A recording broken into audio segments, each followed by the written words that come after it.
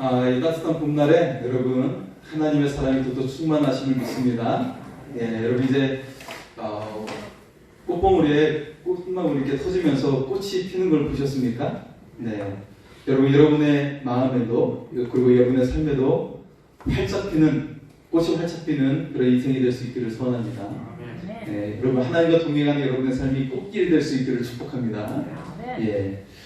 여러분 중에는 혹시 실제 생일과 주민등록상의 생일이 다르신 분들이 계시죠?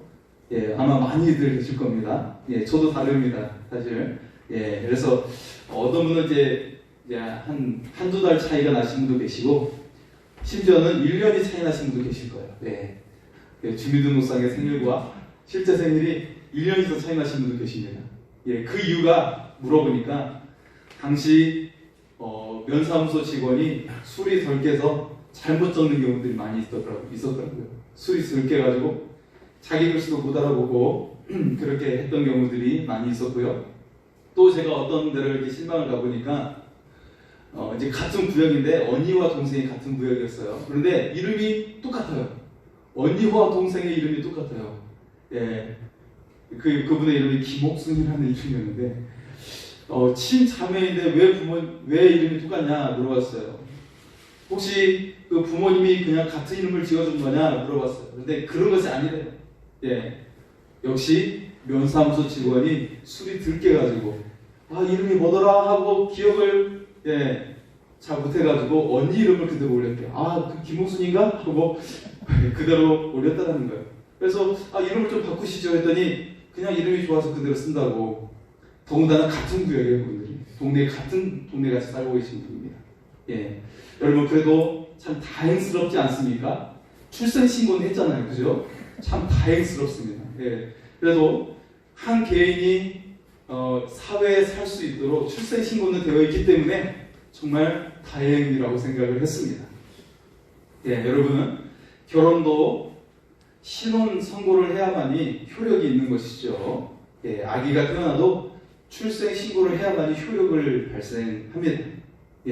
그리고 그 효력은 평생 따르게 되죠. 그래서 하나의 문서를 내는 것, 제출하는 것이 굉장히 중요한 것을 볼 수가 있어요. 그래서 하나의 신고서를 내고 하는 것들이 그 인생의 평생을 좌우하는 것을 볼 수가 있습니다. 오늘 하나님께서 아브라함을 불러내세요. 그리고 하시는 일은 최초의 언약을 맺고 계십니다.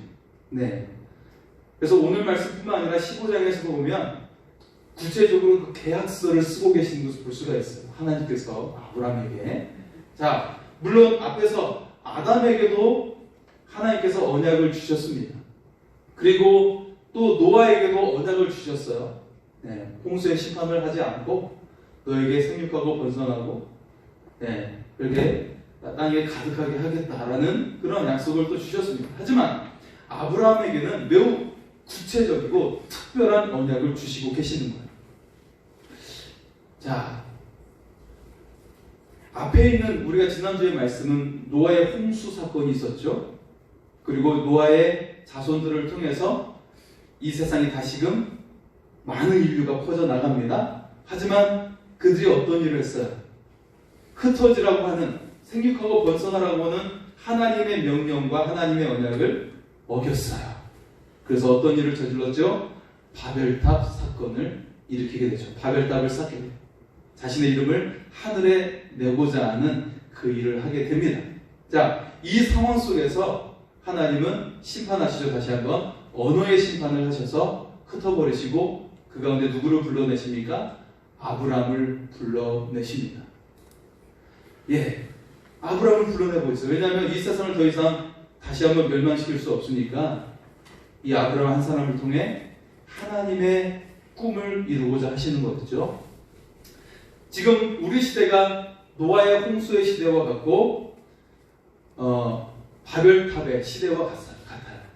그래서 사람들이 하나님을 떠나고 자신의 이름을 하늘에 내고자 하는 성공을 추구하는 시대에 살고 있습니다. 모든 사람의 목적이 성공에 초점을 맞추고 있어요.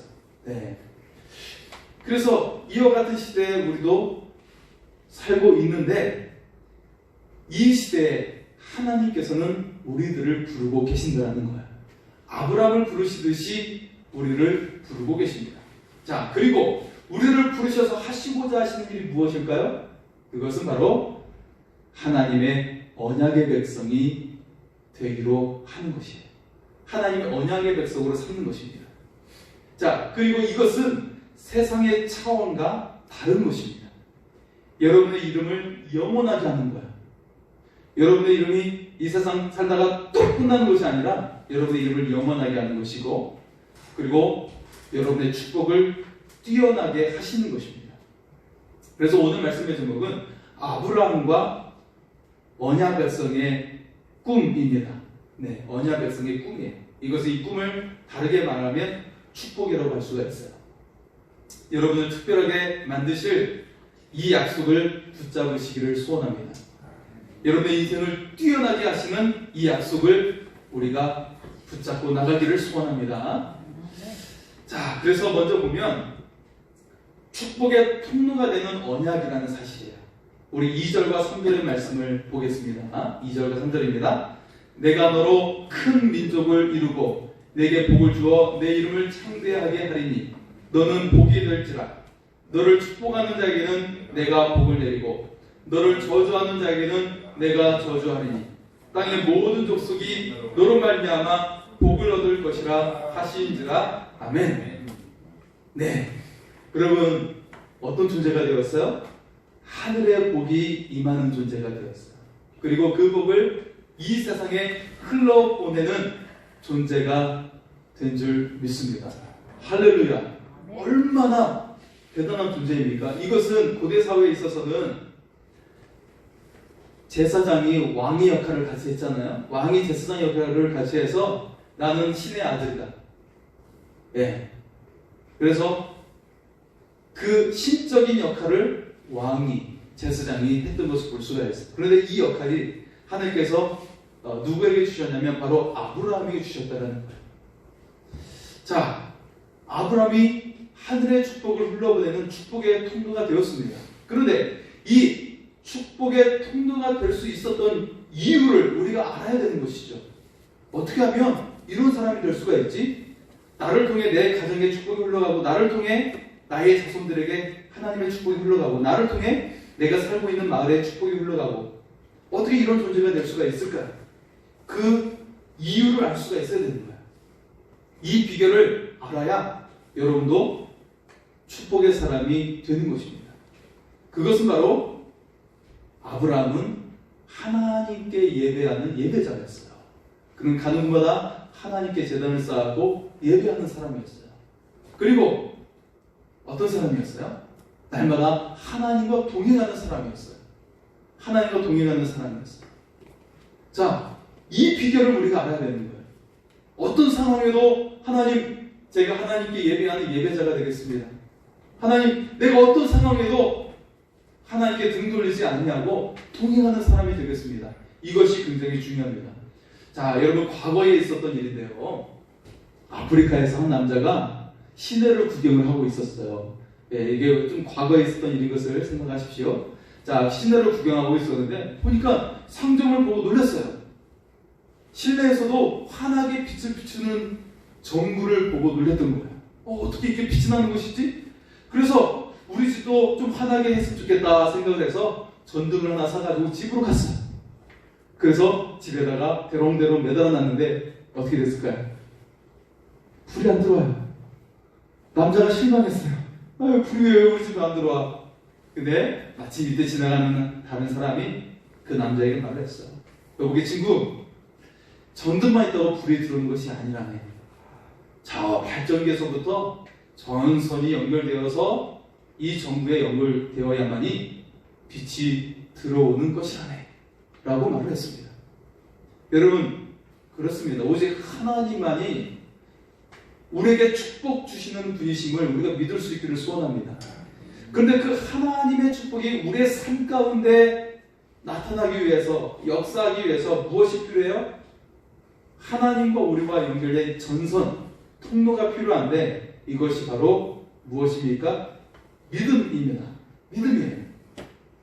아브라함은 하나님을 믿었어요. 하나님의 언약을 믿었습니다. 하나님 저에게 이런 축복을 주셨죠. 큰 민족을 이루게 하시고 내 이름을 창대하게 하신다는 이름을 주셨죠. 그 언약을 주셨지요. 주여 내가 믿습니다. 자, 이 아브라함의 믿음이 하나님과 그를 연결시킨 것입니다. 그래서 아브라함이 축복의 통로가 된 줄 믿습니다. 여러분도 굳센 믿음을 가지시기를 바랍니다. 하나님께서 나에게 언약을 주셨다라고 하는 그 믿음을 통해 여러분이 축복의 통로가 될 줄 믿습니다.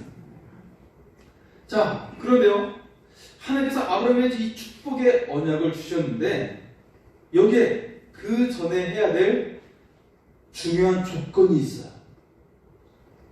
전제 조건이 있어요.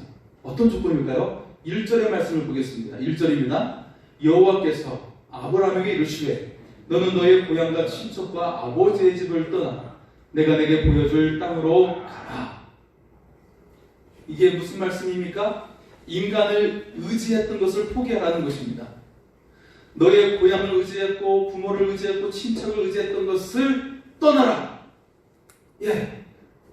그래서 인간적인 방법을 포기하라는 거예요. 네가 돈이 없었을 때 사람들을 의지해서 돈을 빌리고 네가 질병 가운데 있었을 때 병원에 매일같이 출근하듯이 다니고, 물론 병원 가지 말라는 말이 아니죠. 우선적으로 하나님을 의지하라는 말씀이에요. 절대적으로 먼저 하나님을 의지하라고 말씀하고 있는 것입니다. 그리고 믿음의 모험으로 승부하라고 말씀하고 있어요. 우리의 삶에 믿음의 역사가 일어나지 않는 이유가 어디에 있는 것입니까? 기도의 응답이 있지 않는 이유가 어디에 있습니까? 두 마음을 품었기 때문입니다. 여러분, 입에 음식물을 물고 살려달라고 외칠 수가 있습니까? 그냥 응용을 할 뿐이죠. 이제는 내 입에 물고 있는 물질의 욕심과 세상적인 생각을 뱉어내야 하는 것입니다. 그리고 정말 하늘 향해 우리 얼굴을 들어서 주여! 라고 외칠 수 있기를 소원합니다. 내 안에 인간적인 방법을 내려놓아야 하는 것이에요. 그리고 하나님 한 분만 의지하는 믿음을 가질 수 있기를 소원합니다. 그럴 때 여러분의 삶에 믿음의 역사가 일어날 줄 믿습니다. 자, 여러분, 두 번째는 세상과 구별하는 언약이라는 사실이에요. 여러분, 군대 장교와 일반 사병은 참 다르죠. 군대 장교는 훨씬 어려운 시험을 통과를 해야 됩니다. 그래서 사관학교나 학군단이나 학사 장교를 나오면 이제 장교가 되는데 학교 중에도 계속 훈련을 받아요. 공부할 때도 그렇고. 여러분, 의사도 보면 아무나 되지 않죠. 치열한 경쟁으로 의대에 들어가요. 여러분, 지방의 의대는 서울대보다 더 세더라고요. 알고 봤더니. 그래서 거기에 들어가도 10년 이상 어려운 과정을 거쳐야만이 사람을 치료할 수 있는 의사 자격을 가질 수가 있는 것을 보게 되죠. 자, 이런 말이 무엇을 말하는 것입니까? 구별되었다라는 말이에요. 아무나 군대를 지휘할 수 없고 아무나 사람을 치료할 수 없다라는 것입니다. 아브라함의 언약에 두드러진 차이점이 있습니다. 그것은 바로 세상과 구별하는 언약이라는 것이에요. 여기에는 두 가지 의미가 있는데요. 첫 번째는 세상과 구별되었다라는 언약의 의미입니다. 세상과 구별되었다는 거예요. 여러분, 노아의 홍수처럼 자신의 생각과 계획대로 살아가는 사람들과 구별됐기 때문에 노아와 그의 가족이 살 수 있었습니다. 바벨탑 사건에서처럼 세상적인 성공을 위해 살아가는 그 사람들을 하나님께서 다 흩어버리셨어요. 그래서 세상의 성공을 추구하는 사람들과 구별되었다는 것이에요. 그러면 어떻게 살아야 되는 것일까요? 하나님의 나라를 위해 살아가는 거예요. 그리고 이 땅에서도 하나님의 나라가 임하도록 하는 것입니다. 구약의 하나님은 어떻게 우리가 정의를 내릴 수가 있죠? 구약의 하나님은 정의와 공의의 하나님이에요. 이게 바로 구약의 하나님의 한 줄 표현입니다. 한 줄로 표현할 수 있는 방법이에요. 그래서 굉장히 잘못하면 심판을 바로 내리시는, 물론 오래 참으시다가 심판을 내리시지만요, 그런 하나님이신 걸 볼 수가 있는데요.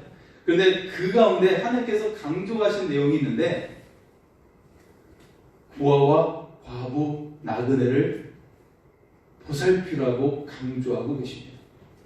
정의와 공의 하나님이신데 하나님께서 강조하시는 것은 고아와 과부와 나그네를 돌보라는 거예요.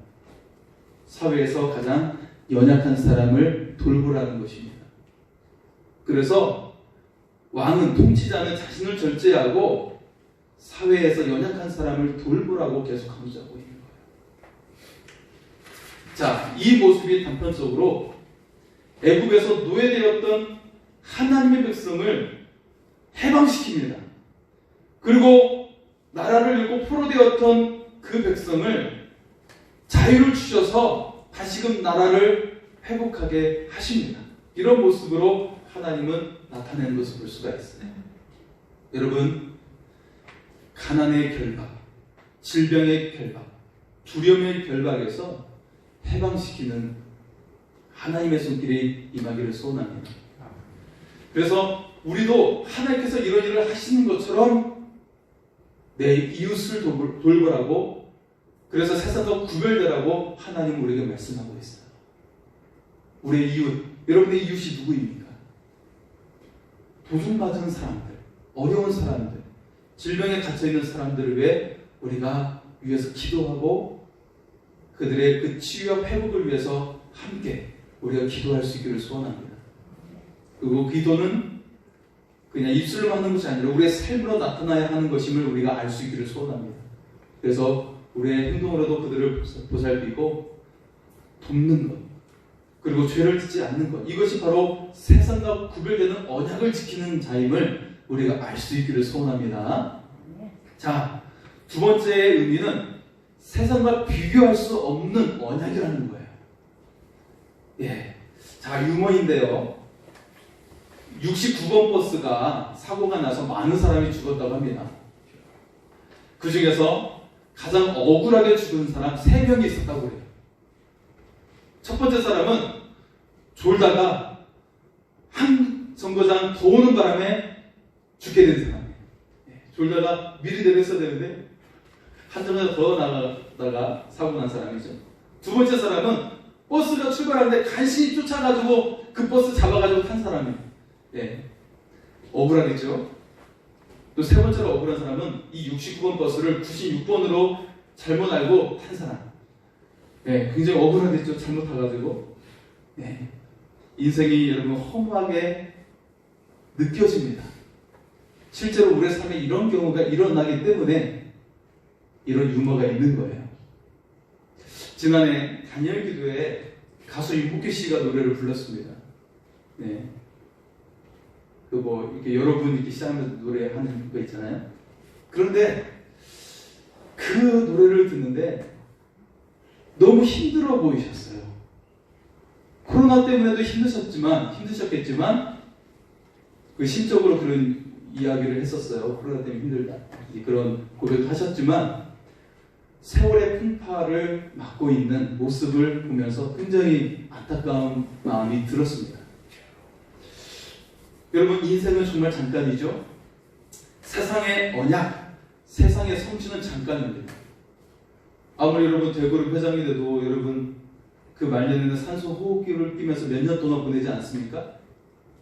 어떤 이는 휠체어로 오랜 시간 동안 타면서 보내면서 그 나머지 여생을 그렇게 보내지 않습니까? 성경은 우리의 인생에 대해서 잠깐 피어오르는 안개에 불과하다고 말씀하고 있어요. 그 인생의 영화가 잠깐 피는 들의 꽃과 같다라고 말씀을 하고 있습니다. 우리의 세월이 참 빠릅니다.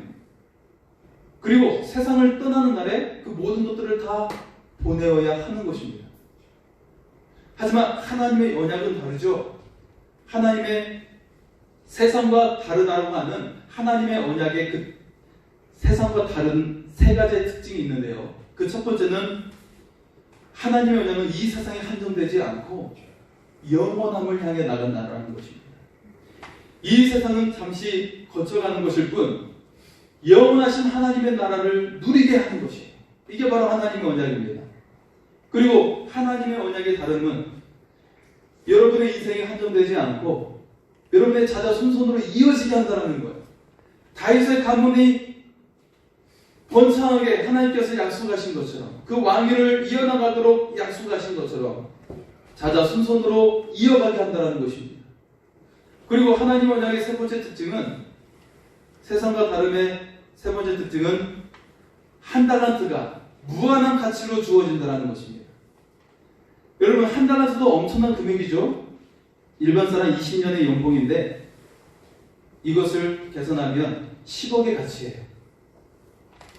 평균으로 따지면 10억의 가치입니다. 그런데 하나님은 이 한 달란트도 크지만 여기에 무한한 가치로 주어졌다는 거예요.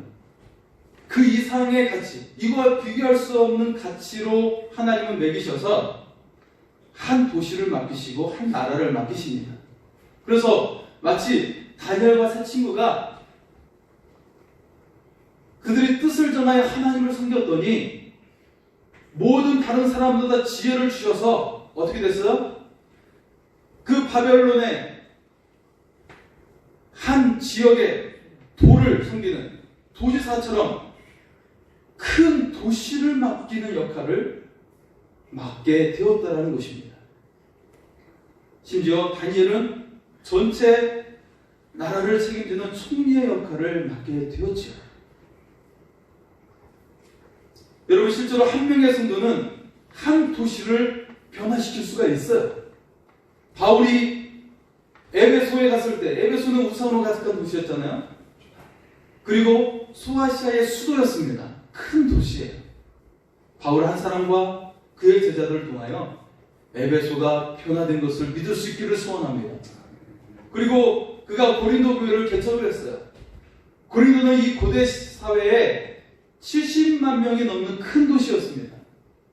근데 이 고린도의 향락의 도시라고 불리는 이 고린도를 변화시키는 역사가 일어나게 된 줄 믿습니다.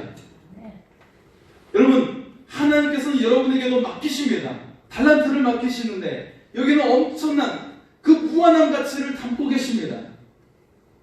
가정만 구원하지 않고 여러분이 살고 있는 마을도 구원시키고 도시를 구원하시는 하나님의 손길을 우리가 믿을 수 있기를 소원합니다. 여러분 세상과 비교할 수 없는 영광을 우리가 누릴 수 있기를 소원합니다. 자, 그리고 하나님의 언약은 하나님께서 주도하시는 언약이라는 것입니다. 자, 아브라함의 언약의 특별한 점, 그것은 하나님께서 주도하시는 언약이라는 사실이죠. 아브라함이 잘해서 주어지는 것입니까? 아닙니다. 하나님께서 의지를 가지고 주시는 거예요. 여러분 집에 갓난아기가 있어요.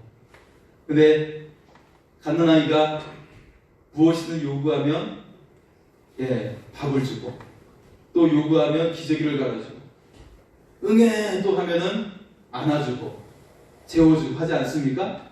갓난아기가 공부를 잘해서 잘해주는 것입니까? 갓난아기가 돈을 많이 벌어와서 잘해주는 것입니까? 아니죠. 부모의 절대적인 의지로 사랑하고 있기 때문에 아이를 사랑하기 때문에 해주는 것이지 않습니까? 부모의 절대적인 의지에 마찬가지로 우리가 잘해서가 아니라 하나님의 절대적인 의지로 우리를 구원하시고 은혜 베푸시는 하나님이심을 우리가 믿을 수 있기를 소원합니다. 하나님의 언약의 특징은 하나님께서 주도하시는 거예요. 여러분 그래서 우리가 할 일은 무엇입니까? 우리가 할 일은 그 하나님을 절대 신뢰하고 믿는 것입니다. 여러분 한번 생각해 보세요. 초등학생 1학년 아이가 부산에 해운대 가고 싶은 거예요. 혼자 갈 수가 있습니까? 부모가 아이에게 약속을 하죠. 아이야, 내가 너를 데려다 주겠다. 자, 이 아이가 돈을 벌어오거나 사회에서 성공한 것이 아닌데도 불구하고 부모는 이 아이에게 약속을 주고 그리고 같이 함께 가주는 거예요. 그러면 이 아이는 부모를 절대 의심하지 아니하고 부모에게 자신을 맡기는 것이죠. 그래서 함께 차를 타고 갈 수가 있게 되는 것입니다. 여러분 하나님께서는 여러분에게 꿈을 주십니다. 크고 놀라운 꿈을 주십니다. 그리고 하나님께서는 그것을 하나님께서 주도하시고 의지를 가지고 그것을 이루게 하십니다. 우리가 해야 될 일은 다만 그 하나님을 신뢰하고 나를 맡기는 것입니다. 그러면 반드시 그 꿈이 이루어질 줄 믿습니다. 자, 마지막입니다. 하나님 언약의 최종적인 특징이 있습니다. 자, 최종적으로 아브라함의 언약은 그리스도를 통해 완성된다는 것입니다. 자, 우리가 좋아하는 말씀이니까 우리 다시 한번 2절과 3절의 말씀을 보겠습니다. 2절과 3절입니다.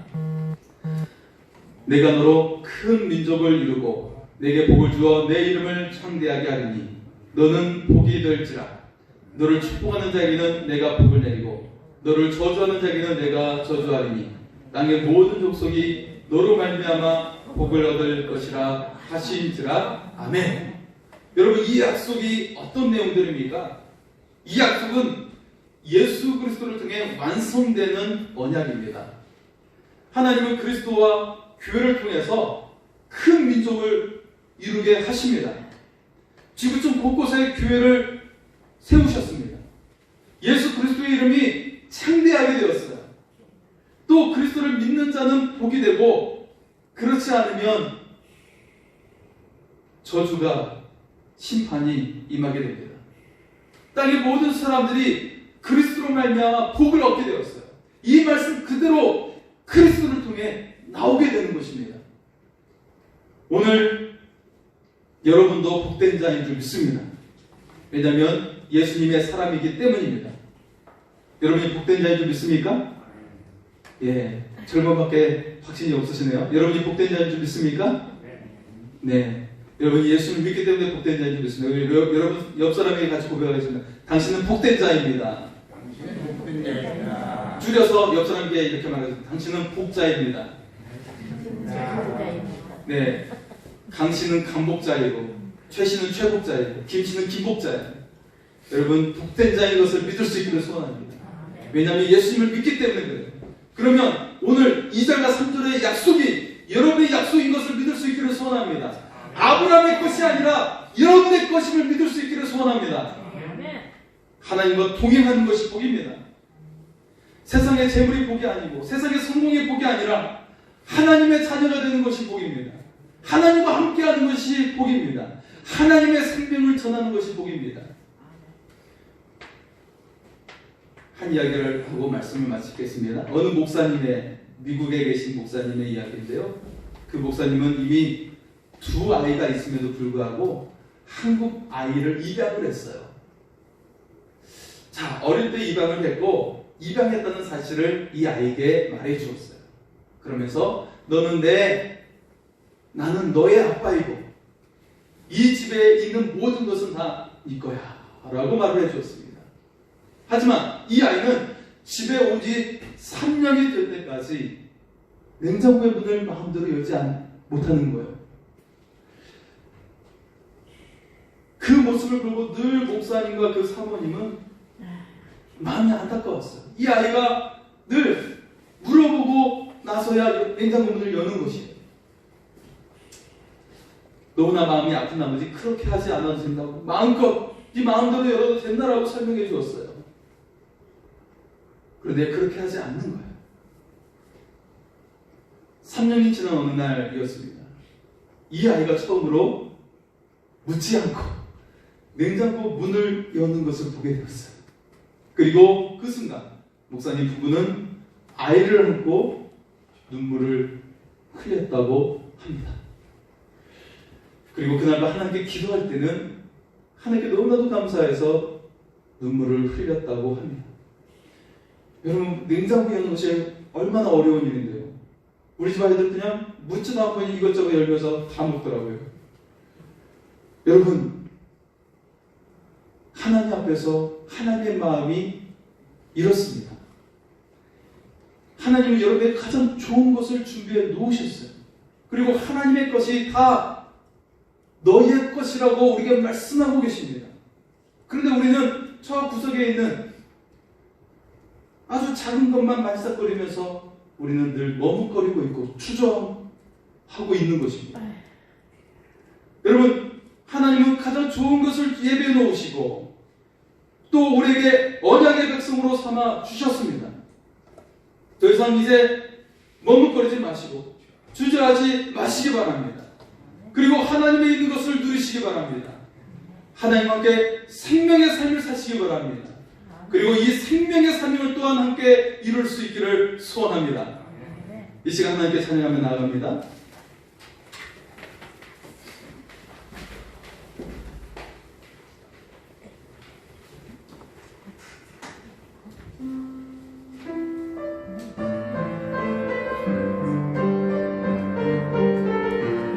하나님의 언약의 약속을 믿으며 담대하게 나아가겠습니다. 이 세상을 살아가는 동안에 나의 힘을 의지할 수 없으니 기도하고 낙심하지 말 것은 주께서 찬송하니 되시리라.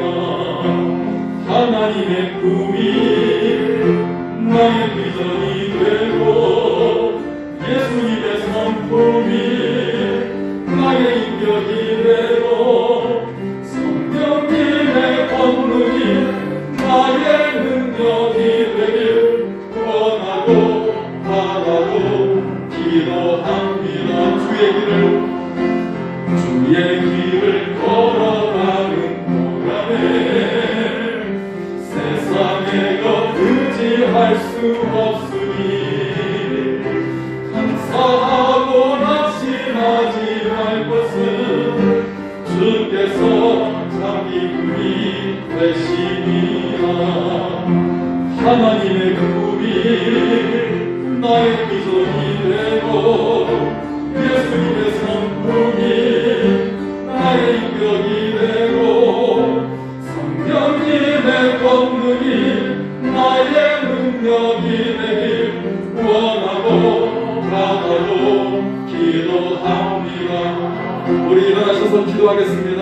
살아계신 주 하나님, 하나님의 언약의 자녀인 것을 믿으며 이 세상에서 초라하고 연약한 삶이 아니고 하나님의 자녀로 그 권세를 누리며 언약의 백성으로 담대히 살아가게 하여 주시고 하나님의 생명을 증가하는 사명을 감당하게 하여 달라고 주여 외치고 기도하겠습니다.